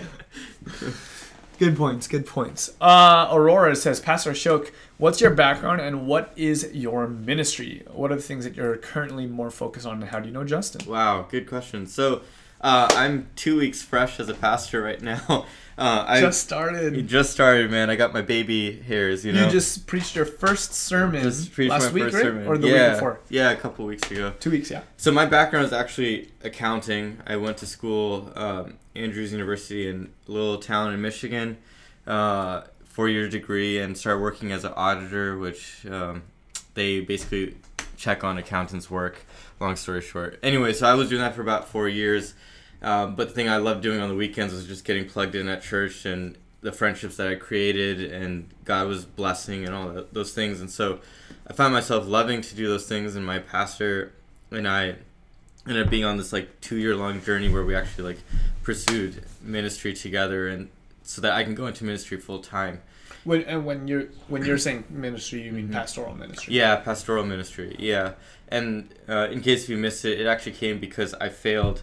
I had passed 3 out of the 4 exams for the CPA exam to get my accounting license, and the last one I didn't pass, and that was God's wall in my life and telling me to go a different direction. And so through that failure, which was really, really tough, God brought me into ministry. That took definitely the better part of 2 years. And so what I'm currently focused on is my official role is basically this is an internship for the next 2 years before I go to seminary. But my focus really, I would say, is on high school students. Now, I'm not a youth pastor. I don't identify myself as a youth pastor, but my biggest passion is high school students and allowing them to find who God is in their life, helping them ask questions that are hard in relation to God, and helping them become leaders for our community. One of my biggest pet peeves, Justin, is seeing someone who's capable of doing something. They have all this potential, but they never choose to pursue that potential, and I honestly believe high school is where you start to see your own personal potential, and so I want to be part of that journey. So how do I know Justin? Justin, I met you, I want to say 2 years ago, roughly. Almost, yeah. Year and a half. It was December. Yeah. And at that time, when I was working in, the business side of things, I would have 3 computer screens, and I found out that Justin was a vlogger. And so I started watching, or actually listening to his videos as... Oh, I didn't know that. Yeah, I would throw Excel spreadsheets on all these other windows, all these monitors that I had in my office, and I would just like listen to stuff because like Excel spreadsheets were boring. I mean, can you imagine? Like you start seeing like grid lines after a while, permanent grid lines in your vision. So we actually did breakfast together at a little diner down the street. Got to hang out. I got to hear your story because you were in the middle of studying for that 4th exam. I think you had not passed it once. How many times did you take that exam? That last one I took like 3 times. Yeah, I think you had not passed it once already, and then you were still studying, but also feeling like God was calling you to pastoral ministry. And so we got to talk about that and pray about that. And lo and behold, now I'm soon to be a member of your church. Kind of interesting, huh? But man, when I look at it, like our church having someone like you, it's like we have heavy hitters in our family here. And it's awesome because, again, these are kids that can look up to people like you going outside the norm. It's fun to be a part of the church because I actually don't do anything at the church. Like, there's a lot of young people that are, like, stepping up to the plate and, like, doing stuff and doing a great job at it as well. And so it's kind of cool. I get to just kind of be, like, a supporter from the sidelines and cheer them on. And I get to have my own ministry on the side as well. Yeah. And it's important. I mean, you get to interact with more people. It's a little different, but than I would, hey, it's all good. So, yeah. Cool. Let's see a couple other questions. How are you doing on time, by the way? We've been live now for almost an hour and 30 minutes. Any of you guys, I'm curious, I like to ask this because I just like to know who are the diehards. How many of you guys have been here since like the notification squad? Like how many of you guys have been here for the full hour and 20 minutes, give or take? Let me know if that's you in the comments. We'll give you a little shout out in the comment section. Let's see, other questions. Gentleman is asking another question about dating. All right, let's see here. I got my first date. Didn't feel like it had to be on my mind, more of a platonic meeting. I'm not sure if I have a crush on her, but I thought when I asked her out that she might be the perfect woman for me, which I still think. I will continue dating her, but I thought, what if there won't be a point I start feeling? What if there won't be a point where I start feeling a deeper connection to her than just friends? I think there's nothing wrong with platonic relationships. Like that's totally cool. Some of my best friends actually are women. Like when I was in Bible college, partially because out of my class of like 12 people, there were only like 3 dudes. Like all of my best friends in Bible college were all women, and they're still some of like the best like friendships that I have. One of my close friends, her name is Sarah. When she got married, I was a part of her bridal party. Oh, that's cool. So it was like her, 3 of her female friends, and then her brother and me on her side. That's cool. So it's kind of a bizarre thing. I was a bride's man. Cool. So I think like it's totally cool to have platonic relationships. I think it's important for you, if this is really what you're thinking, to be honest with that person. You don't want to mislead the girl, where you're just like leading her on, oh, we're going on all these one-on-one dates, like things like that. Don't want to like break anyone's heart or like get anyone upset because of that. So be clear with your intentions. If after 2 or 3 quote unquote dates you don't see it going like more intimate, just have that conversation. As awkward as that it might be, I think it's really, really helpful. I think as well, like even just the act of dating is so important. Like I never really went on dates until halfway through college. Like I didn't even know how to ask someone out. I had to really. When was your first girl? Is Cassie your first girlfriend? Basically, yeah. Wow. Yeah. So I think I'm thankful for that, but at the same time, I wish I had learned how to date better, if that makes sense. Because I think dating is awesome. It tells you about who you are. Yeah, you learn a lot for sure. Like how you interact with people, especially like if you're like a little bit nervous or whatever. It really teaches you a lot, and how to ask good questions and you know, like even perceive someone that you may think is one way, but like is really a different way. You know, so just that process of dating is, I think, incredible. You know, it's awesome. So, I mean, keep it casual, you know, have fun with it, be honest about it, you know, about your intentions, and just enjoy the process of dating. And then if you are going to be going down like the informal route, and you don't see it like being a romantic relationship, like be wise about when and how you hang out. Like if that's really the case, then one-on-one really isn't super appropriate all the time. Like it's cool to do it here and there. Oh, let's grab coffee and hang out. Like it's not I don't think it's that big of a deal. But if you're like always hanging out one-on-one, like that's gonna definitely communicate something that you might not be intending for it to communicate. Yeah. Let's see. Grace is asking a question. I'll turn this over to you since you're mentoring high school students. Do you have any ideas for the for Bible learning and spiritual growth activities for the teen group at our church to get together to do? Wow. Yeah. That's a great question. From your 2 weeks of experience. Yeah. I would probably say, man, what has worked for me, honestly, like, and before, we haven't really done anything official with our youth yet, but these last 6 months I was helping out at a Adventist high school, and so I got to know a lot of Adventist high school students. One of my favorite things I would like to do with them is, like, invite over a couple of people over for dinner. No plans, no intentions, nothing structured, and just hang out, just like learning how to do life with them, because I know like there are so many activities that we can do with kids, like we can go out and play sports with them, which I do invite them to do, or playing video games, board games, those are like really awesome things. But I think just for them to come into your own space and be goofy with them, like they got to see my marriage. No pressure. You're not like in a suit every day of the week. Yeah, like they got to see what my marriage like looks like, firsthand. Like apparently I was cool, then they met my wife, and then she's the cool one. You know what I mean? And just being like real with them about your life. That's it. Just journeying with them, and it's just a lot more chill, and they learn to love you, I think, versus like have to respect you because they're your pastor or whatever. Yeah. I really agree with that. I used to lead a small group for high school students.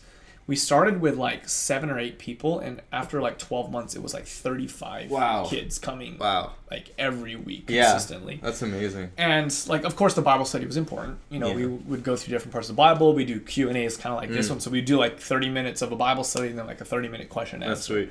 And I found that was really helpful because you actually get to ask the questions that are meaningful. That was good. But for every one day that we had Bible studies, we had like 3 days of rock climbing. Wow.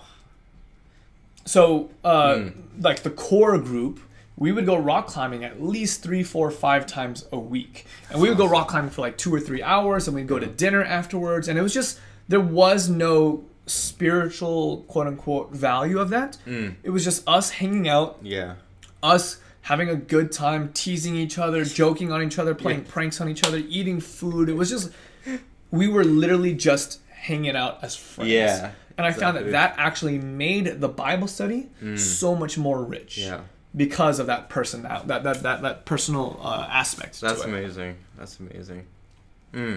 So that'd be my tip. Obviously, you're gonna have like the teaching parts during like your church services or your youth groups or small groups or something like that.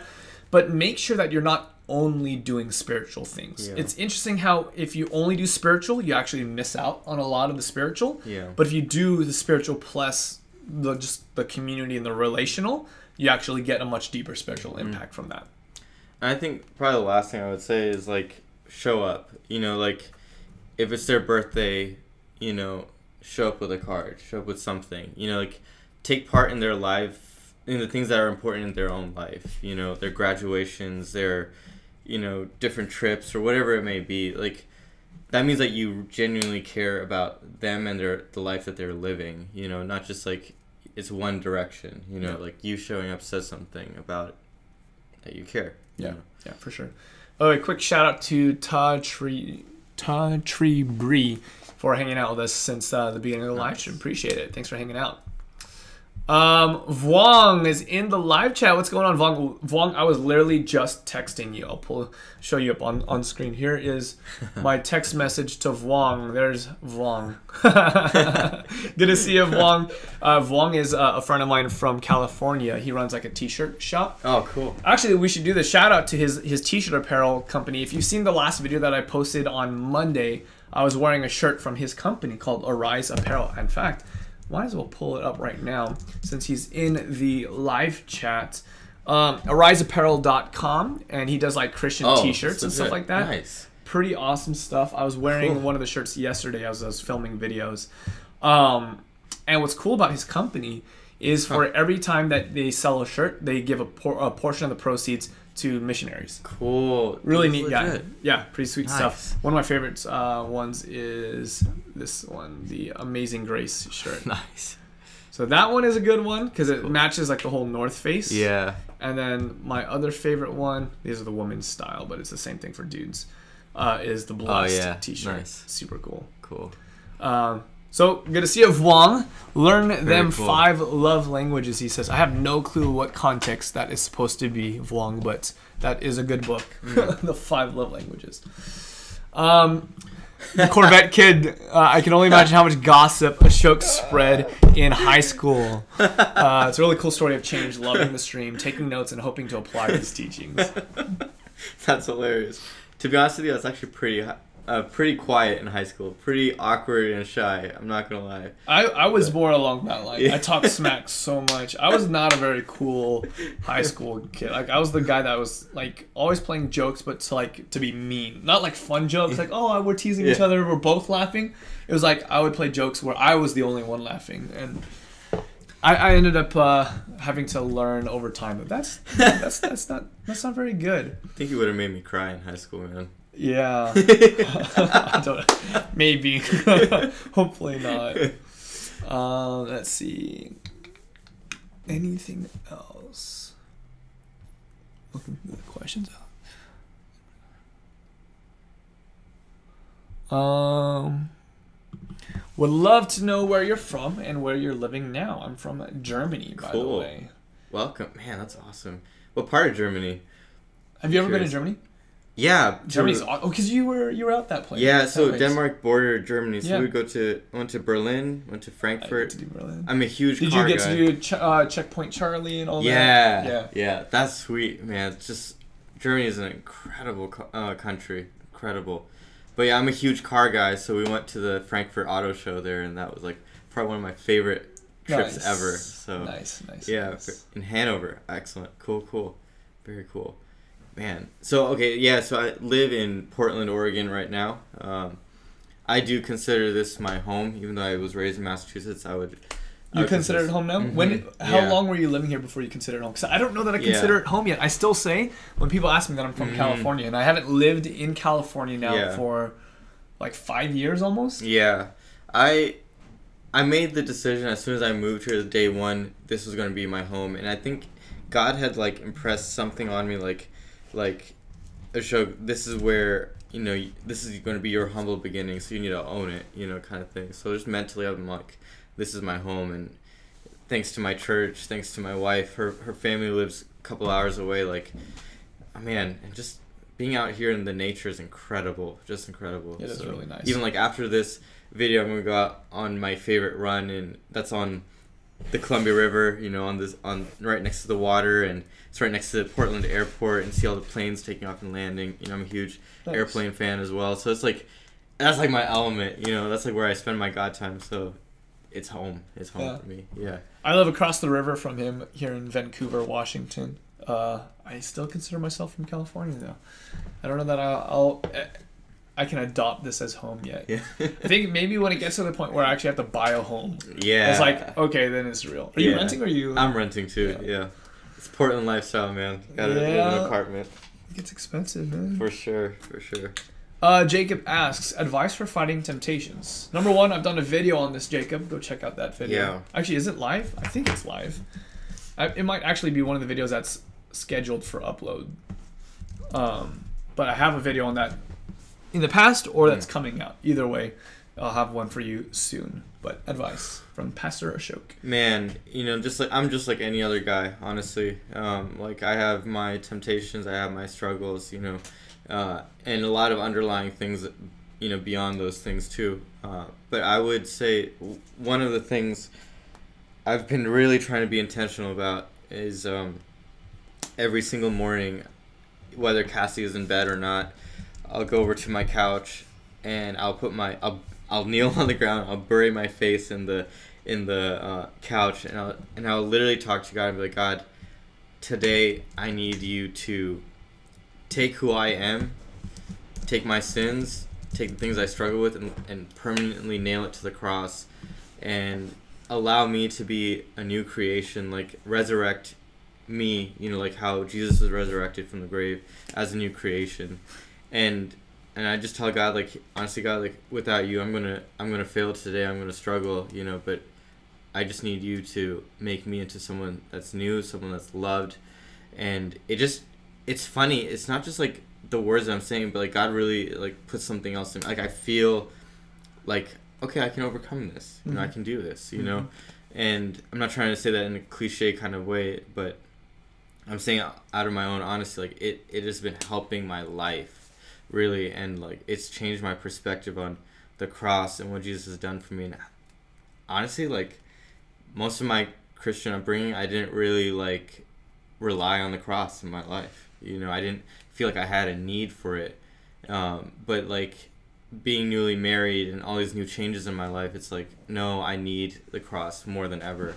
Yeah. And so just being in that mindset, you know. Honestly, like, from there, your actions start to change. You start putting out, you know, whether it's boundaries or staying accountable with friends or whatever it may be. But like, that's the starting point. So, I'm trying, man. I'm there with you. I'm trying, and it's good advice. Just trying to be there, man. Yeah. He says, "Amen. God is good. Thanks for the advice, and thanks for the video link. I'll check it out. Awesome." Wong asks, "When are you gonna consider having kids, both of you?" Ooh. Maybe 2-3 years from now. I don't know. Like, I've only known Cassie for like 2 years, basically. You know, so, you know, I've only known Emily for like 3 years. Yeah. 4 years. My little sister is getting married in December, and they've been dating for like 11 years. Whoa. Like they started dating when they were in like junior high. Wow. So I'm like, wow. They have been dating like 3 times as long as I've been married. That's impressive. So I think that my sister out of my family is gonna be the next one to have kids. Yeah. But no kids in the near future for you? Yeah, not in the near future. Yeah, you know, me either. At the same time, like I feel like, you know, when you meet your spouse, people say like when you know, you know.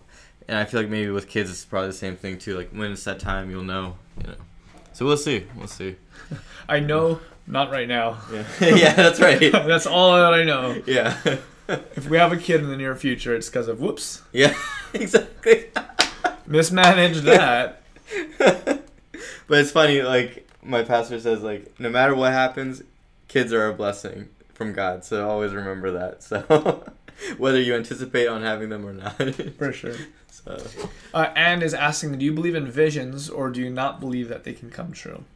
I think that visions are a way that God speaks to us, but I don't think it's a way that God speaks to us as part of the norm. In times past when people were more ignorant of God's will, like they didn't have the scriptures, for example, God spoke a lot through dreams and visions because that was the language that they had spoken. Yeah. But I believe now that we have the manifestation of Jesus Christ and we have his word, I think that visions and dreams are kind of a secondary method of communication.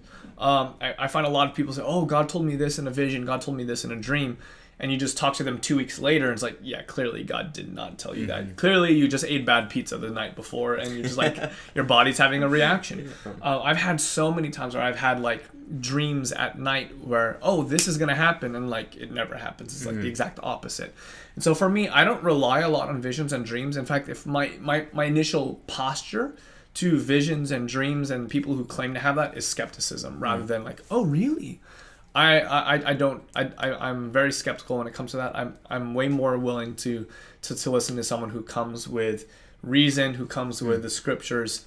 To me, that's a much more reliable word from the Lord than what just someone claims to have seen in a vision. It's interesting. Like I'm a very skeptical person. You know, like usually when I hear someone having a vision or a dream, I'm like whoa, okay, you know. But I was talking about one of my best friends. His name is Jordan earlier, and Jordan, being one of my closest friends, he has visions and he has dreams, I should say, from time to time, and these dreams are just, you know, incredible and profound, and listening to them has been very interesting. And I think one of the things that's taught me is like we all have different spiritual gifts, for one. that is not mine. You know, I would say mine is something else. But for him, that's one of his spiritual gifts.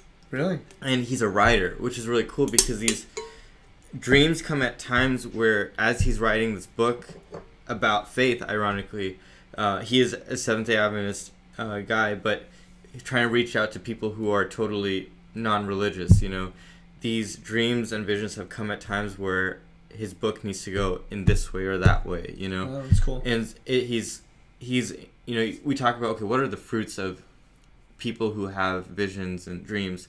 Are they consistent with the Bible? You know, and knowing him for, you know, basically 10 years now, like, I know his fruits, they line up with what we consider is of God, you know, fruits of the Spirit, you know, and the evidences of that. And so it's if you want to challenge, if you do feel skeptical of someone's visions or dreams, you know, look at their fruits. Are they staying true to the gospel? Yeah. You know, are they Bible centered? You know, and if so, if those things line up, yeah, you know. The Bible talks about how we're supposed to test all things. You know, don't just willy-nilly accept everything that someone throws at you. Yeah. In fact, one of the things I say a lot on this YouTube channel is don't believe what I have to say. Like, don't just take my word for it. Like, study what I'm saying. Is it true? Does it align with the scriptures? If so, then follow it. If not, throw it away. And I think the same thing is true when it comes to visions and things like that.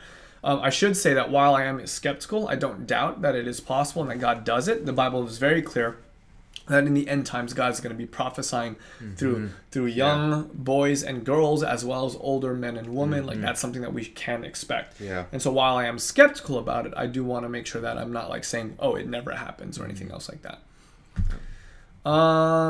Let's see what else. Corvette Kid was asking, how do you know what to do for a career or job? You were saying God works wherever you are, and I agree. But do you think God speaks to you and lets you know what you need to be? Would appreciate your thoughts. I included a link to a video that I think will be helpful to you, Corvette Kid. But something else that I would say in regards to this, how do you know what your career should be?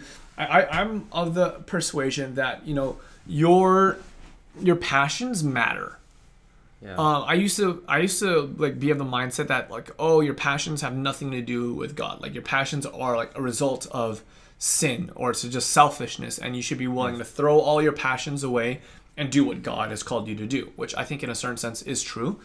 But my current thought on it is that your passions are there for a reason. In fact, your passions aren't there by accident. I believe that God has placed whatever passions you have in your life for a purpose. And that oftentimes the thing that you're called to do for a career, your job, or on the other hand, as far as a ministry is concerned, it's supposed to align with your passions.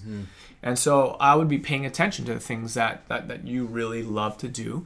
You know, one person said, like, what makes you frustrated? Like, what problems out there in the world are you like super stoked to try and solve? Like, that's a good place to start when you're thinking about a career or a job. Yeah. And kind of in the light of passions and desires, I was telling Justin before we started this morning, one of the most amazing books that I read in college during this time I was trying to figure my life out was, do my desires and passion are they even important in my walk with God?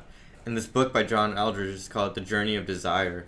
Like, it will touch you, it will motivate you about what Justin was talking about, because these passions are what God has put in your life, and this is going to be the vehicles that God is going to use for you. So I would highly encourage you to read that book. It's awesome. But as far as, like, you know, you're asking, you know, how should I test the waters with careers and stuff like that? I'm honestly a big believer, and sometimes you got to make your own way. Like, if you want to try something like a certain job or a certain field or a career, test those waters, do it, you know. For me, I worked really hard to go the finance route and things, and now here I am, you know, and that shows me that God is able to work out of anything to get me where he needs me to be. There's no such thing as a detour or a long way around or a short way around. Every experience is going to be used to get me where he needs me to be. And so I would say, look for careers that maybe allow you to experience a lot of things, you know, and help you grow in different ways, you know. Yeah. So. I want to show off Ronan's cute little bandana, guys. Look at Ronan. He's got his red, white, and blue. Yes. He's proudly Asian American dog. He's taking a little siesta. Little lazy puppy. I like that. I like that a lot. You have to actually go and try it. Like, you can't just sit around and wait for God to drop it in your lap. If someone's looking for a job, you got to go and apply to 50 different jobs. Yeah. God can work through that process for sure. Yeah. Let's see.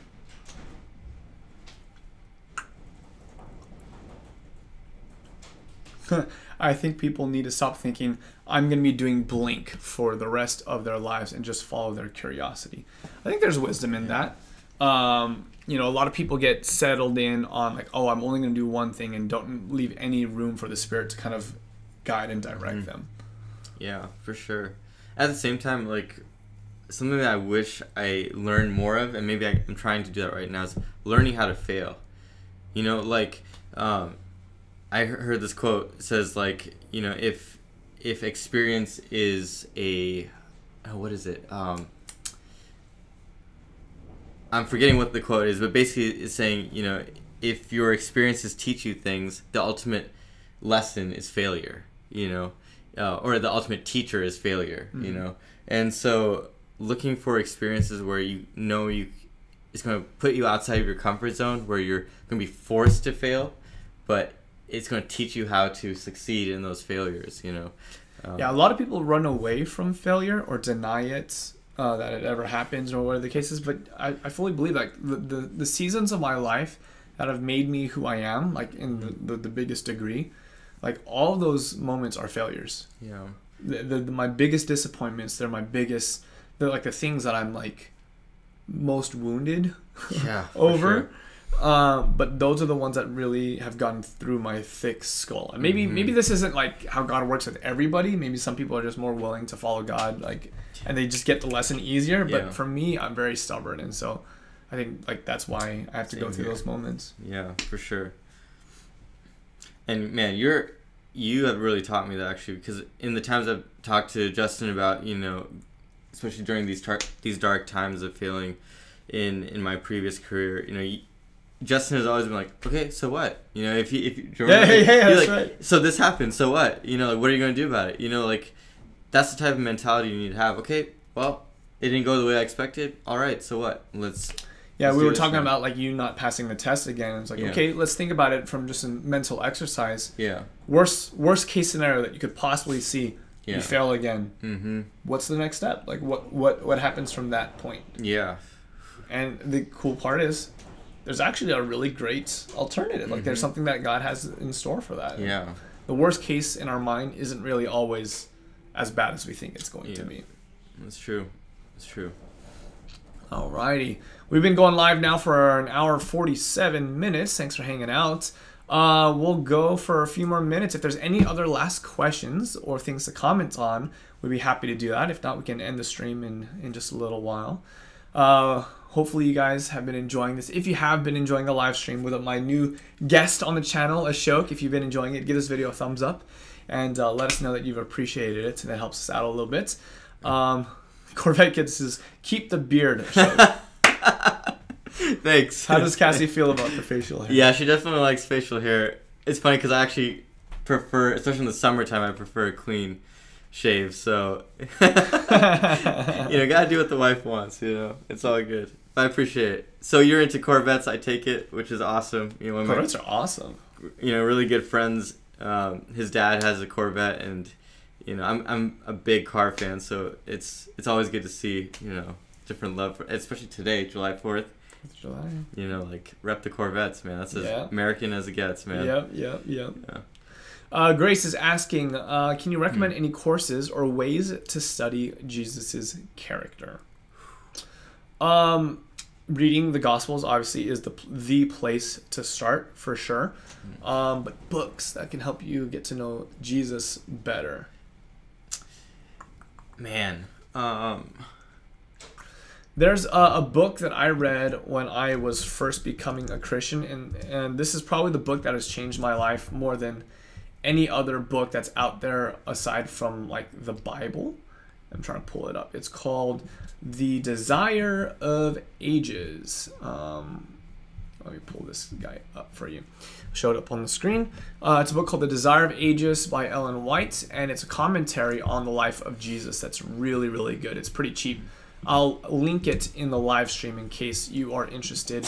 Oh, bless you, Mr. Ronan, just sneezing all over our guests. That's not very nice. I'll link it in the live chat in case you want to check it out.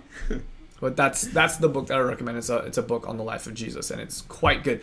Every chapter, at the bottom of the chapter, there's like, this chapter is based off of these passages, and I'll give you where in the Gospels the story is. And so what I would always do is I'd read the Bible, those passages that are recommended, then I'd read the chapter itself, and it was incredibly powerful. Really, really good. I mean, I would say a recent book that I read was by Timothy Keller, the author that Justin was talking about before. Was it's called The Prodigal God. Yes, that's such a good book. It changed my perspective who God is, honestly, and especially like as a kid, I still identify myself as a son, a kid, and looking at him through those biting the chair. Eyes. Punk. But like the idea of forgiveness, like again, like not feeling like I needed forgiveness.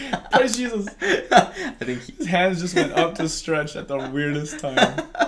You little weirdo. No biting. Oh man.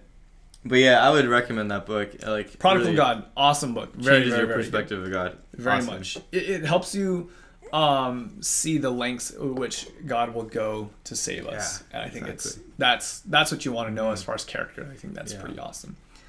Do you think Christians should have their horoscopes read or have their birth chart read?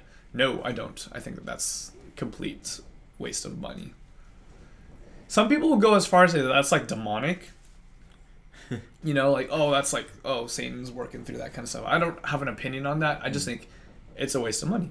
It doesn't like actually matter. If I'm going to trust something for advice or direction, it's going to be God's word. Yeah, for sure.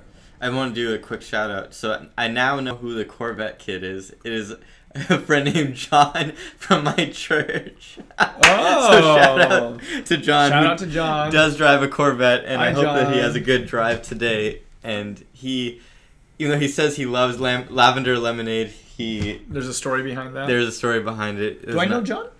Yeah, you may have seen him. Okay. Yeah. John, you might need to make yourself known to Justin next time you come to church. Thanks for hanging out with us, John. You've been in the live stream for quite some time. Appreciate that. Oh, hi, Mr. Tired Puppy. That's pretty funny. Let's see. Do I think that the God of Islam is the same as the God of Christianity? I think the picture of God as described by Islam is different than the picture of the God that's described in the Bible. So the Quran and the Bible, I think, describe two different pictures of God. With that said, I do believe that there are devout Muslims that God is working in their lives and he is reaching their hearts. I believe that there will even, in fact, be people who are raised in Muslim countries who have never heard the name of Jesus who will probably be in heaven. I think that God is in the business of doing that. Someone was talking about in the live stream earlier that there's a lot of Muslims right now, people in the Middle East, who don't have access to the gospel, who are having visions and dreams of like Jesus and stuff like that. And I think that that's totally true. I've heard stories like that as well. So yeah. Kind of to add on that, one of my friends told me this really cool story, or it's kind of like a parable, I guess, sort of, or illustration. That's probably a better way to put it. Imagine 4 or 5 different people who are completely blind, and they have a elephant that's standing in front of them. Now each blind person goes up and touches the elephant in different parts, and you ask them what their experience is of the elephant. They're all going to tell you something different, but it is of the elephant, right? And I feel like when we get to heaven, we're going to have so many different people from different walks of life who got to see God in ways that, the other person would never have been able to see God. Right. So, I think they were talking about like the guy who is by the foot thinks of an elephant as like a tree trunk. The tail is like a snake or something like that. Yeah. So it has a different picture. Exactly. Yeah. Nice. Thank you, John. Oh man, I appreciate that Pastor Greg put that up there online. Great. Awesome. and you will not go wrong by watching more videos from Justin. They're awesome, seriously, and a lot of content in a short amount of time. So, yeah, but like I said before, make yourself known to Justin next time you see him at church. I look forward to meeting you most likely this weekend. I think we're going to be at BVC this weekend. So. Nice. Good to meet you, Corvette Kid.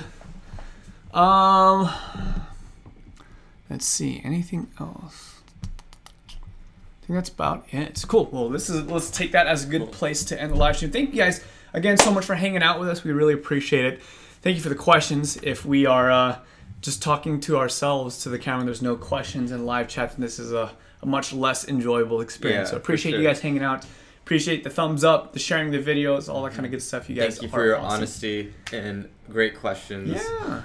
And of course, a huge thank you to Ashok for hanging out with us today, dedicating a few hours of his time on a vacation day on 4th of July. This is great, man. You technically are not supposed to be working today, but you're here. And so thank you very much. Appreciate it.